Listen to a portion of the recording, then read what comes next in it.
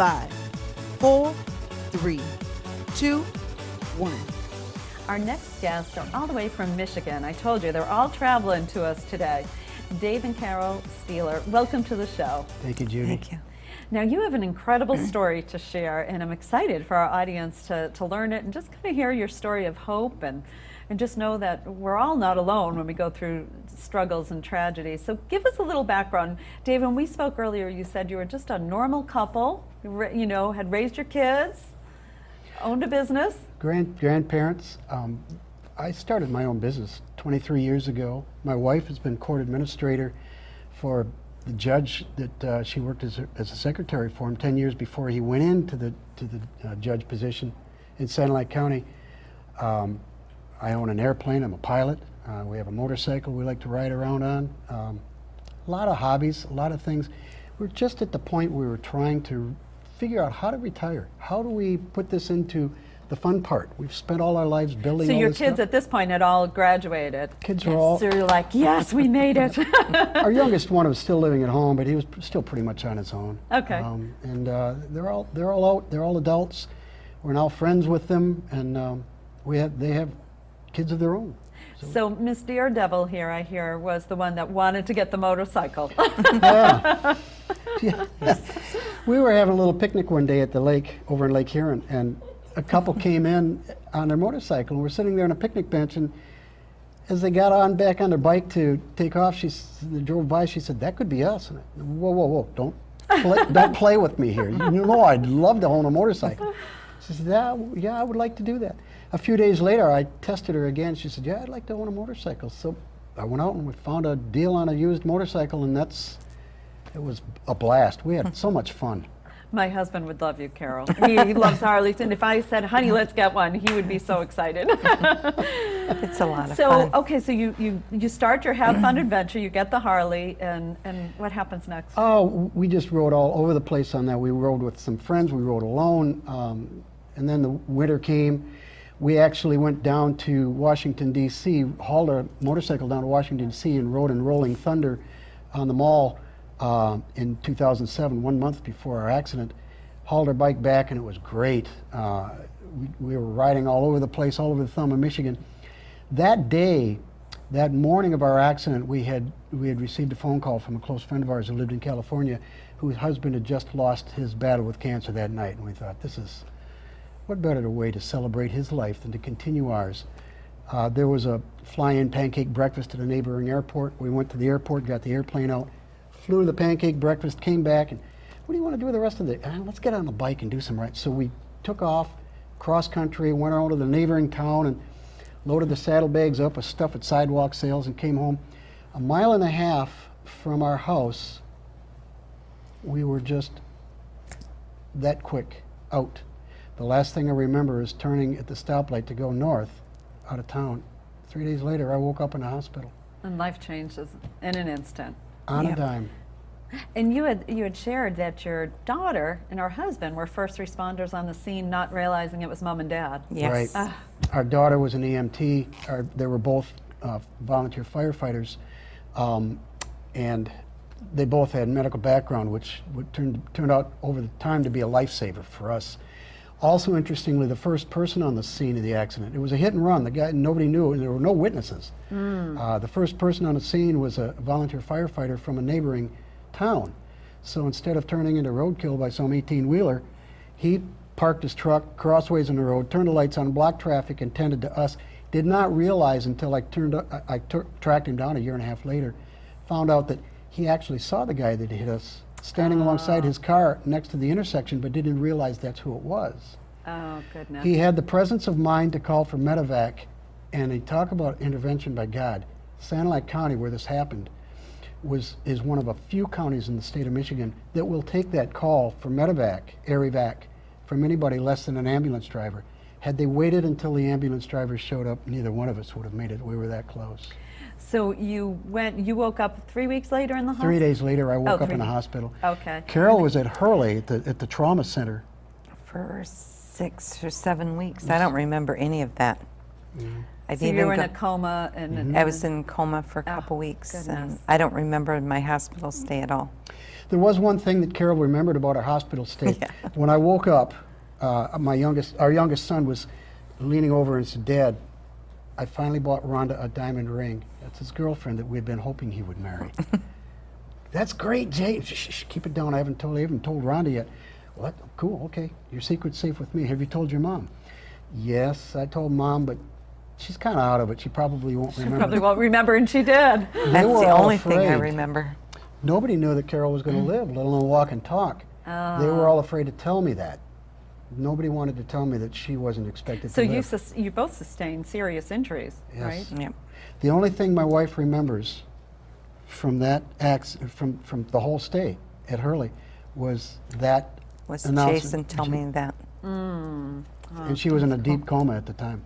So you, after that, you go through something like that. You suffered the post-traumatic stress syndrome, and you battled with insurance companies and rehabilitation. After my stay in the hospital, I was in a neurological rehab center for what, 3 months? Yeah, Oh, goodness. So a lot of stress. a Yeah. lot of stress. My foot was almost off. There's a photograph in the book of my ankle with the 7 screws holding it together. Our son-in-law was at the ER that day, and the doctor wanted to amputate my foot, and he said, no, if it's not life-threatening, leave it on. If it's amputated, he will be the one to decide. He knew that I grew up with a father who had lost his right leg during World War II. I knew what amputation was about, and he also knew that that decision needed to be mine. Thank God, because I went to a guru at Beaumont Hospital in Troy, Michigan, who said, I can fix it. And I'm back playing my drums. I'm back That's riding the great. motorcycle. God saved my foot. Now, where was your faith before the accident? I've always had faith. I was a Christian since a little girl, but it's something that you kind of take for granted. And then to go through this, it's like, wow, so many pieces God put together. And so you were clinging. Yeah, pretty Yeah. much. We hadn't been to church in 8 years. The honest truth is, both of us had gotten so disgusted with how Christianity had been hijacked by religion. We couldn't take it. We both knew that we were Christians. Interestingly, we had this conversation after Carole came home 6 months after the accident. Never once did I ever ask God, why me? And neither did Neither did I. either of us. It never occurred to us that God doesn't cause these things. God doesn't let these things happen. These things happen, but God's hand was there to catch us when we hit the pavement. And that really, literally, we're not expected to live, let alone walk or talk. And this is my walking miracle right here.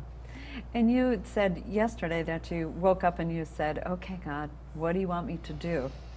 I was laying in the hospital the first day. The room had finally cleared at about 8:30 at night, and I'm looking at the wall, and there was this calm, this presence.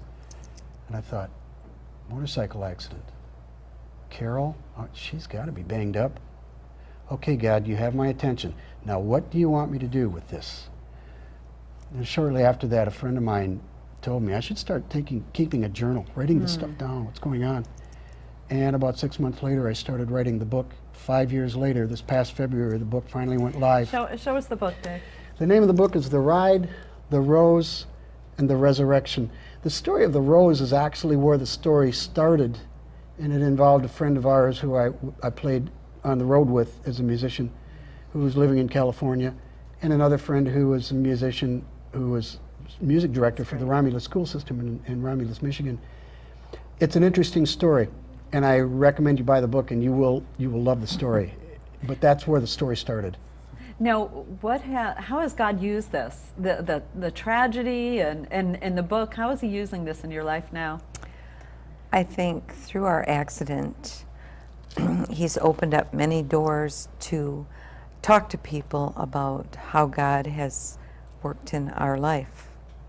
Interestingly, about 2 weeks ago, it'd be about a month ago now, a couple that we didn't know were in a motorcycle accident. It turns out that they had been taken to Hurley. She had a brain injury. We went to Hurley to visit this couple on a tip from another friend who told us about them, and I thought, we need to talk to them. because they don't know what they have ahead of us. And of encourage them. them. Yeah. And try to encourage them. We went back to Hurley, and that brought memories I didn't need. Same floor. His wife was in the same room that Carole was in a brain trauma unit. He was out in the main ward. And once we got past that who's our common friend part, he opened up. I gave him a copy of the book. We'll be getting in touch with him when we get back to Michigan. A gentleman from the American Trauma Society contacted me and asked if I would be willing to do mentoring. I said, I already am.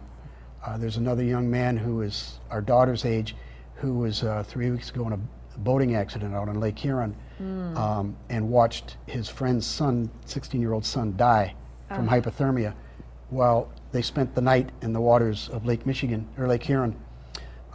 He's going through some terrible things right now. We'll be mentoring him. I have a feeling that we will probably be in the lives of a lot of people because we lived the experience. There isn't a counselor, a psychologist, a minister out there who hasn't been through this who really can relate. Absolutely. God doesn't waste anything, does he? No. No. So we Not go one through ounce. something, if we're willing, he uses it for his good. And God really made us aware of what great kids we've raised. You know how as a parent you think, okay, I really screwed that up.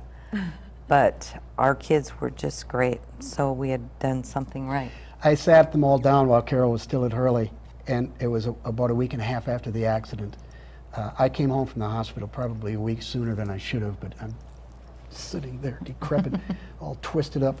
I sat all three of our kids down and I told them, what you've done has proven to us that we raised you right. Thank you. From here, by the way, I should mention too that Carole and I knew each other in high school. We dated for 3 years in high school before we got married. We are headed from here to Scottsdale, Arizona to celebrate our 43rd wedding anniversary with our youngest son who was married 5 years ago on our anniversary, August 1st. That's great. That's great. And let's speak to that, because when someone goes through a tragedy like that, it affects all relationships, your family, financial, mental, and in your marriage. You had some rough spots. Dave, you shared that yesterday. It was horrible. Something like this changes your personality in ways that you cannot imagine. It brought back memories of Southeast Asia that I thought were dead and buried. I was the only survivor on an aircraft that went down, only because our commander wouldn't let me take the flight to Taipei that night. We found the plane 2 weeks later buried in the side of a mountain. That never bothered me until after the accident.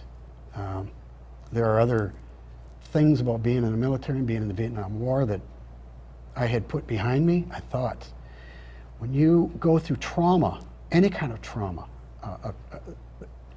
it just puts your mind in a place that you cannot comprehend, you can't control. If I hadn't had the faith that I have in God, I'm pretty sure I would have swallowed a bullet.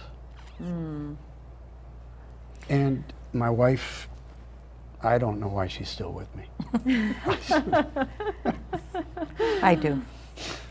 And he has helped me so much. After my brain injury, I lacked self-confidence, and there were things that I would do that I wasn't quite grasping that I was doing it right. And he has been very patient and helped me with all that. When Carole went back to her neurosurgeon while she was at the brain rehab facility, she had an appointment with her neurosurgeon. When he opened the door for the examination, he thought he was in the wrong room. He saw her sitting there talking with the nurse and just having a conversation. Her staff member was there with her. And Mrs. Stieler? Yes. He sat down and examined her, and he folded his file and he said, "Lady, I didn't expect you to live, let alone walk and talk." And she said, I'm still here because so many people prayed for me. And he said, I'll have to agree with you. That's great. What advice do you have for friends that we may have going through trauma? there is power in prayer. Yeah. I know there are people out there that will ignore that, but there is power in prayer. God will give us the shovel. God is there. He hands us the tools. But when he hands us the shovel, we still have to do the digging. I love that. He gives us a shovel and we have to do the digging. Nothing is automatic. God is there. He's around us every minute of every day. We just have to open our eyes and see that. There is power in prayer. We had people from the Christian Motorcyclists Association praying for us around the world. We had cards and letters coming from people from Australia, from people in Nebraska. I don't know anybody in Nebraska, let alone Australia, Europe. It's amazing. It's just amazing. Really, I literally believe that's the only reason that we are still here. That and the fact that he had a plan, and I think that that's why this book was written. That's awesome. Well, thank you both for coming down to share with our audience your story, and I'm sure that it's ministering to someone in our audience today that's going through trauma. Thank you. Thank you, Judy. And seeing the hope. Excited to see what God does. Just be with a willing vessel. It's going to be a blast. As a traveling musician, I've been on the road. I've been all over the world. I've played all over the world. I think this is going to be more fun than playing for 30,000 people at a bluegrass festival. It's just great. This is just the beginning. Keep us posted. Thank you. Thanks.